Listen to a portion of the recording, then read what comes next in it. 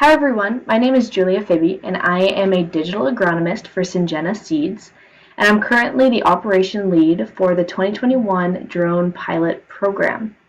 Syngenta is taking a stab at utilizing drones for field use, and we're utilizing drones in a few different formats and in a few different ways. Today I just wanted to hop on here and kind of cover what we're doing, but also explain the use of drones in agriculture. So before you can fly a drone commercially for a company in ag, you need to receive your Part 107 license. This is a license that you have to basically study for and go in person to a local airport and take a written exam. This exam covers different things like airspace, weather, you have sectional charts, a lot of things based around aviation and safety while flying drones. Here at Syngenta, we're utilizing drones to do a few different things. First, the important aspect of being able to see your fields at a different angle from the sky is a very unique opportunity. So not only are we doing that, but we are also able to take stand count off of our fields. That meaning, a farmer goes out, he plants his fields to a certain population so that there's a certain amount of plants per acre. And basically we're able to use the technology of drones to take stand counts. And this will allow us to get an overarching average of fields and in a very safe and fast manner, where normally a farmer would have to go out and count manually in different areas of his fields to take an overarching average. We're also able to use drones for plant health assessment to basically tell how healthy our plants are across our fields. And this is really helpful for farmers because they're able to get a large view of their field and maybe areas that they are unable to walk to or don't have the ability to see on foot. Now let's talk about conditions that we can and cannot fly our drones in. So the only time you really can't fly a drone is when it's raining, snowing, or there's any moisture in the air, right? This is like many other technologies, we don't want it getting wet.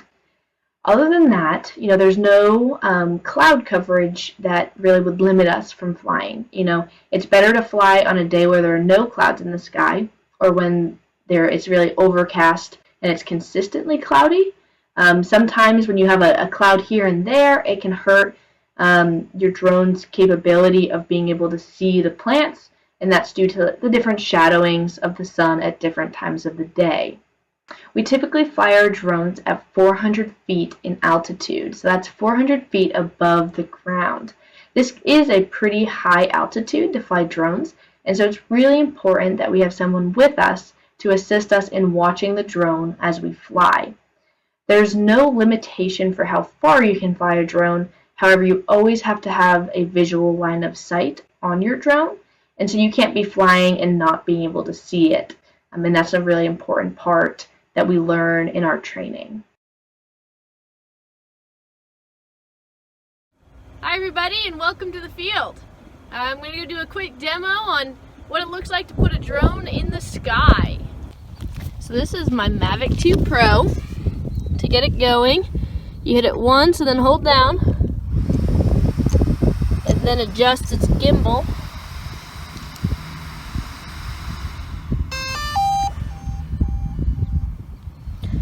Once your drone's on, you then go over to the remote control. You do the same thing, hold once, then hold down for 4. You will then open up your drone deploy account and select the pre-designated field that you have approved. And then you're ready for takeoff. All you have to do is hit start flight. From there, your drone will fly the predefined flight path you created. First, your drone will fly to 400 feet in altitude. With the use of the drone deploy software, you're able to fly your defined path while stitching imagery as you go. This is called the live map feature in drone deploy.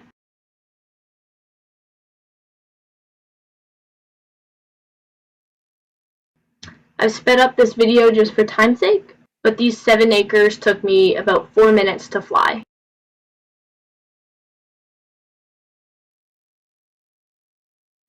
Once the drone gets to its final waypoint, it automatically returns home.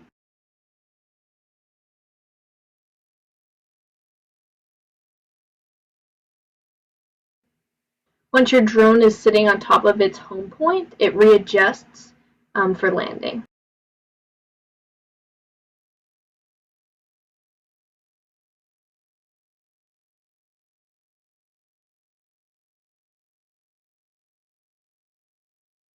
Once you complete your flight, you will have a live image, but you will also be able to upload the images that you captured during flight. You can either do this through a mobile upload, or you can manually enter them with your SD card when you get back to your office.